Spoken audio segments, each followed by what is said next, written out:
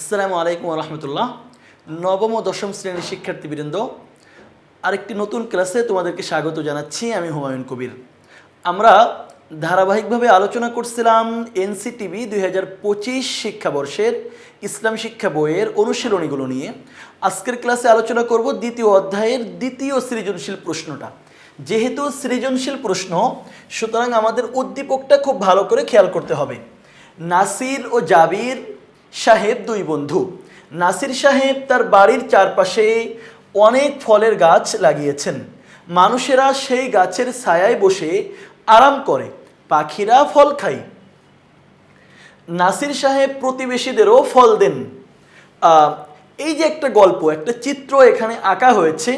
এই চিত্রের মাধ্যমে আমরা বুঝতে পারি আমাদের বইয়ের বৃক্ষরোপণ সম্পর্কিত হাদিস, যে হাদিসের মধ্যে রাসূলুল্লাহ সাল্লাল্লাহু আলাইহি সাল্লাম বলেছেন, মা মিন মুসলিমিন ইয়াগরিসু গরসান আও ইয়াজরাউ জারআন, যে কোনো মুসলমান যদি কোনো গাছ লাগায় অথবা কোনো ফসল করে, ফায়াকুলু মিনহু তয়রুন, সেখান থেকে যদি কোনো পাখি খায়, আও বাহিমাতুন, কোনো চতুষ্পদ জন্তু খায়, আও ইনসানুন, যদি কোনো মানুষ খায়, ইল্লা কানা লাহু বিহি সাদাকা, তাহলে সেটা তার জন্য সদকা হয়।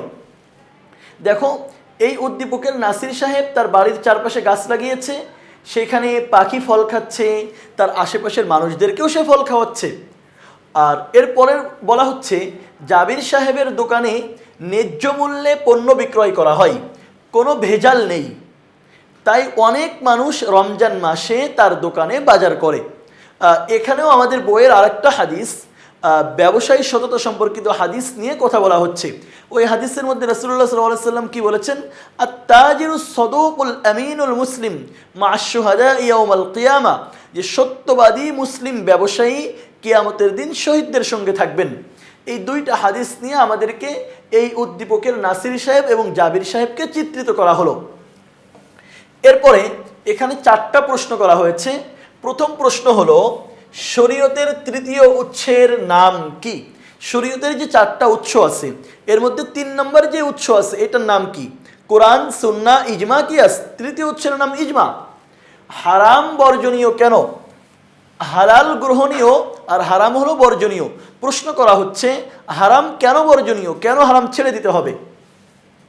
নাসির সাহেবের কাজটি কি হিসেবে গণ্য হবে, হাদিসের আলোকে ব্যাখ্যা করো। নাসির সাহেব যেই কাজটা করছেন সেটা কোন হিসেবে গণ্য হবে, হাদিসের আলোকে ব্যাখ্যা করো। এটা বৃক্ষরোপণ, বৃক্ষরোপণ হাদিসের যেই ফজিলত বর্ণনা করা হয়েছে সেই হিসেবে গণ্য হবে। আর ঘ নম্বর হলো, জাবির সাহেবের ফলাফল, জাবির সাহেবের কাজের ফলাফল ইসলামের আলোকে মূল্যায়ন করো। তিনি ব্যবসায়ী সততা রাখছেন, এটার ফলাফল হলো তিনি শহীদদের সাথে কিয়ামতের দিন থাকবেন। সংক্ষিপ্তভাবে আমরা উত্তরগুলো বললাম, এখন বিস্তারিত বলছি। শরীয়তের তৃতীয় উৎসের নাম কি? শরীয়তের তৃতীয় উৎসের নাম হলো ইজমা। প্রথম উৎস কোরআন, দ্বিতীয় উৎস হাদিস, তৃতীয় উৎস ইজমা, চতুর্থ উৎস হলো কিয়াস। আমাদেরকে তৃতীয় উৎসের নাম বলেছে, সুতরাং আমরা বলছি ইজমা। প্রথম উৎস বললে বলতাম কোরআন, দ্বিতীয় উৎস বললে বলতাম হাদিস, আর চতুর্থ উৎস বললে বলতাম কিয়াস। হারাম বর্জনীয় কেন? হারাম কেন বর্জন করতে হবে? মহান আল্লাহ কর্তৃক নিষিদ্ধ এবং মানুষের জন্য ক্ষতিকর বস্তু হলো হারাম। আল্লাহ নিষেধ করেছেন এবং এটা মানুষের জন্যও ক্ষতিকর। হারাম অর্থ নিষিদ্ধ, অপবিত্র, মন্দ। হারাম অর্থ বস্তুর মধ্যে এমন উপাদান থাকে যা মানুষের মন, মস্তিষ্ক, শরীরের জন্য অত্যন্ত ক্ষতিকর।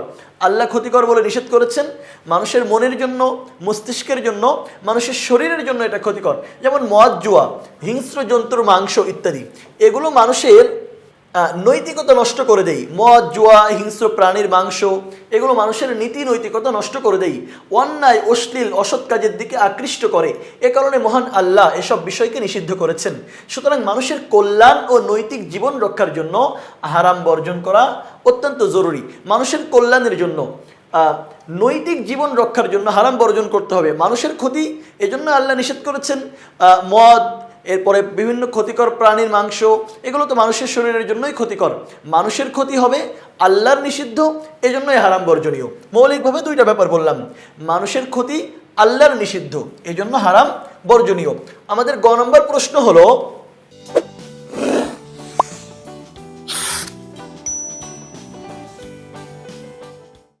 নাসির সাহেবের কাজটি কি হিসেবে গণ্য হবে হাদিসের আলোকে ব্যাখ্যা করো।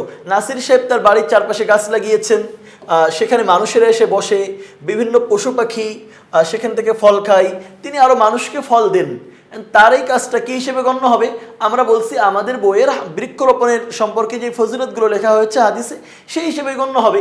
রাসূলুল্লাহ সাল্লাল্লাহু আলাইহি সাল্লামের হাদিস অনুযায়ী নাসির সাহেবের বৃক্ষরোপণের কাজটি সদকা হিসেবে গণ্য হবে। বৃক্ষ মানুষের জন্য নানাভাবে উপকারী, এর মাধ্যমে মানুষ পার্থিব কল্যাণ লাভ করে। পার্থিব মানে দুনিয়ার কল্যাণ লাভ করার পাশাপাশি পরকালেও সওয়াব লাভ অর্জন করতে পারে। পার্থিব লাভ, ফল হয়, গাছ ছায়া দেই, এরপরে একটা সময় গাছের কাঠ আমাদেরকে বিভিন্ন উপকার দেই, এটা তো দুনিয়ার লাভ। এরপরে পরকালেও সওয়াব পাওয়া যায়। উদ্দীপকে উল্লেখ করা হয়েছে নাসির সাহেব তার বাড়ির চারপাশে অনেক ফলের গাছ লাগিয়েছেন। এসব গাছের ছায়ায় মানুষ বসে বিশ্রাম নিচ্ছে, পাখিরা ফল খেয়ে উপকৃত হচ্ছে। ইসলামের দৃষ্টিতে মানুষ ও অন্যান্য সৃষ্টির উপকারে আসে এমন কাজ সদকার অন্তর্ভুক্ত। কারণ হাদিসে বলা হয়েছে কোনো মুসলমান যদি, যে হাদিস আমি একটু আগে বলেছিলাম তোমাদের বইয়ে আছে, মা মিন মুসলিমিন ইয়াগরিসু গরসান আও ইয়াজরাউ জারআন ফায়াকুলু মিনহু তায়রুন আও ইনসানুন আও বাহিমাতুন ইল্লা কানা লাহু বিহি সাদাকা, যে কোনো মুসলমান যদি বৃক্ষরোপণ করে, কোনো ফসল আবাদ করে, বৃক্ষরোপণ মানে আম গাছ লাগিয়েছে, কাঁঠাল গাছ লাগিয়েছে, জাম গাছ লাগিয়েছে, কোনো ফসল আবাদ করেছে, ধান লাগিয়েছে, গম লাগিয়েছে, জব লাগিয়েছে, তো এরপর তা থেকে কোনো পাখি খেয়ে গেছে, কোনো মানুষ খেয়েছে, কোনো চতুষ্পদ জন্তু খেয়েছে, এটা যে লাগিয়েছে সে জানে না, তবে এটা তার জন্য সদকা হিসেবে গণ্য হবে। দুনিয়ারও লাভ আছে বৃক্ষরোপণের, গাছ লাগানোর, আখিরাতেরও লাভ আছে, কারণ সদকা হিসেবে গণ্য হবে মানে তার জন্য সওয়াব হবে। কারণ পশু পাখি, জীবজন্তু, কীট পতঙ্গ বৃক্ষের ফল খেতে ফসল খেয়ে জীবনযাপন করে, এতে বৃক্ষরোপণকারী ও ফসল আবাদকারী সওয়াব লাভ করে। ওই ফল ফসল দান করে দিলে যে পরিমাণ সওয়াব পাওয়া যেত, মানুষ বা পশু পাখি তা খেয়ে মহান আল্লাহ তার আমলনামায় সেই পরিমাণ সওয়াব লিখে দেন। তাই বলা যায় নাসির সাহেবের কাজটি নিঃসন্দেহে সদকা হিসেবে গণ্য হবে। যে তিনি যে ফল গাছ লাগিয়েছেন, এরপরে সেখানে এসে মানুষ বসছে, পাখিরা তার গাছ থেকে ফল খাচ্ছে, তিনি প্রতিবেশীদেরকে ফল দিচ্ছেন, এগুলো অবশ্যই সদকা হিসেবে গণ্য হবে। দুনিয়াতে গাছ লাগানোর কারণে তিনি উপকার তো পাচ্ছেনই, আখিরাতেও তিনি সদকার সওয়াব পাবেন। আমরা হাদিসের আলোকে নাসির সাহেবের কাজটি বিশ্লেষণ করলাম। এখন আমাদেরকে বলা হচ্ছে ঘ নম্বরে, জাবির সাহেবের ফলাফল ইসলামের আলোকে মূল্যায়ন করো। জাবির সাহেবের কাজটা কি ছিল? তিনি তার দোকানে ন্যায্য মূল্যে পণ্য বিক্রি করতেন, কোনো ভেজাল দেন না, এই জন্য মানুষ তার কাছ থেকে পণ্য কেনে, রমজানে তার দোকান থেকে বাজার করে। এখন তার এই কাজের ফলাফল কি? হাদিসের মধ্যে বলা হয়েছে, তোমাদের বইয়ে সেই হাদিস উল্লেখ করা আছে যে আত্তাজিরুস সাদুকুল আমিনুল মুসলিম মা'আশ শুহাদা ইয়াউমাল কিয়ামা, বিশ্বস্ত সত্যবাদী মুসলিম ব্যবসায়ী, একজন ব্যবসায়ী, তার মধ্যে যদি তিনটা গুণ থাকে, ব্যবসায়ী সত্যবাদী হবে, ব্যবসায়ী মুসলিম হবে এবং ব্যবসায়ী বিশ্বস্ত হবে, এই তিনটা গুণ যদি তার কারো মধ্যে থাকে তাহলে সে কিয়ামতের দিন শহীদদের সঙ্গে থাকবেন। ইসলামে জাবির সাহেবের সততা ও বিশ্বস্ততার সাথে ব্যবসা করার জন্য বিশেষ মর্যাদা ও পুরস্কারের ঘোষণা দেওয়া হয়েছে। ব্যবসা বাণিজ্য একটি সম্মানজনক ও পবিত্র পেশা। যারা সততা, ন্যায্যতা ও বিশ্বস্ততার সাথে এ পেশা পরিচালনা করেন তারা দুনিয়া ও আখিরাতে সম্মান ও মর্যাদা লাভ করেন। উদ্দীপকে বর্ণিত জাবির সাহেব একজন সৎ ব্যবসায়ী।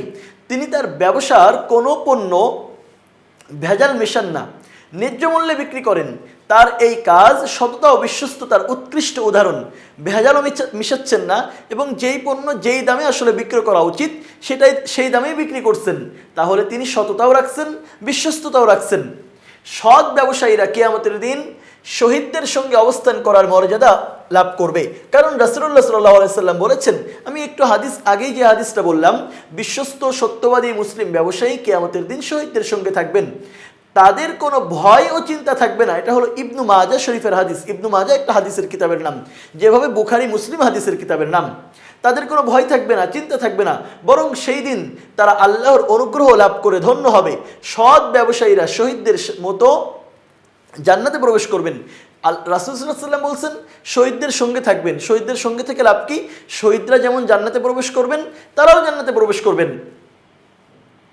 তবে এক্ষেত্রে শর্ত হলো ব্যবসায়ীকে সততার সাথে ব্যবসা করতে হবে, বিশ্বস্ত হতে হবে আমানতদার হতে হবে। উপরের আলোচনার ভিত্তিতে বলা যায় একজন সৎ ব্যবসায়ী হিসেবে জাবির সাহেব ইনশাল্লাহ দুনিয়ার সাফল্য তিনি ব্যবসা করছেন, মানুষ রমজানের বাজার করছে, তার থেকে তার লাভ হচ্ছে, দুনিয়ার সাফল্য পাচ্ছেন। পরকালে আল্লাহ প্রদত্ত মহাপুরস্কার শহীদদের সঙ্গে তিনি থাকবেন এবং শহীদদের সঙ্গে জান্নাতে যাবেন, এই মহাপুরস্কার ইনশাল্লাহ তিনি লাভ করবেন। আমরা দ্বিতীয় অধ্যায়ের অনুশীলনীর দ্বিতীয় সৃজনশীল প্রশ্নটা পড়ছিলাম। এখানে মোট 4টা ব্যাপার নিয়ে তোমাদের সাথে কথা বললাম। শরীয়তের তৃতীয় উৎসের নাম কি বললাম, তো ইজমা, সাথে সাথে শরীয়তের অন্য উৎসগুলোর নামও তোমাদের সামনে বললাম। হারাম বর্জনীয় কেন আমরা বললাম, আল্লাহ নিষেধ করেছেন এবং মানুষের জন্য ক্ষতিকর, এজন্য আমাদেরকে হারাম বর্জন করতে হবে, হারাম গ্রহণ করা যাবে না, সব ধরনের হারাম থেকে আমাদেরকে বেঁচে থাকতে হবে। নাসির সাহেবের কাজটি কী হিসেবে গণ্য হবে? হাদিসের আলোকে ব্যাখ্যা করো। তিনি গাছ লাগিয়েছেন, পাখিরা সেখানে এসে ফল খায়, মানুষেরা সেখানে বসে, সুতরাং তার গাছটি হাদিসে গাছ লাগানোর যে ফজিলত বর্ণনা করা হয়েছে সেই ফজিলত তিনি লাভ করবেন, পার্থিব লাভ করবেন, এবং কিয়ামতের দিনও তিনি যে দুনিয়াতে সওয়াব পাবেন এর জন্য পুরস্কার লাভ করবেন। জাবিরের কাজের ফলাফল ইসলামের আলোকে মূল্যায়ন করো। তিনি সত্যতার সাথে, বিশ্বস্ততার সাথে, আমানতদারিতার সাথে ব্যবসা করেন। তিনি ইসলামের আলোকের মূল্যায়ন হলো কিয়ামতের দিন শহীদদের সঙ্গে থাকবেন এবং শহীদদের সঙ্গে জান্নাতে প্রবেশ করবেন ইনশাআল্লাহ। তাহলে অন্য কোনো প্রশ্নে যদি তোমাদের শরীয়তের যে কোনো উৎস নিয়ে জানতে চাওয়া হয়, তোমাদের কাছে জানতে চাওয়া হয় হারাম কেন বর্জন করব বা হারাম কেন গ্রহণ করা যাবে না, হারাম গ্রহণ করলে কি কি ক্ষতি, এই ধরনের যে কোনো প্রশ্ন যদি তোমাদের করা হয়, আশা করি তোমরা তার সমাধান দিতে পারবে। তোমাদের কাছে যদি জানতে চাওয়া হয় বৃক্ষরোপণ সম্পর্কিত হাদিসের ফজিলত বা এটার পার্থিব লাভ কি, আখেরাতের লাভ কি, সেটারও তোমরা ইনশাল্লাহ সমাধান করতে পারবে। এবং ব্যবসায়ের সততা নিয়ে যদি হাদিসের বিশ্লেষণ তোমাদের কাছে চাই, সেটার সমাধানও তোমরা আজকের ক্লাস থেকে শিখতে পেরেছো ইনশাআল্লাহ। পরবর্তী ক্লাসে তোমাদের সাথে দেখা হবে। আজ বিদায় নিচ্ছি। আল্লাহ হাফেজ। আসসালামু আলাইকুম রহমতুল্লাহ।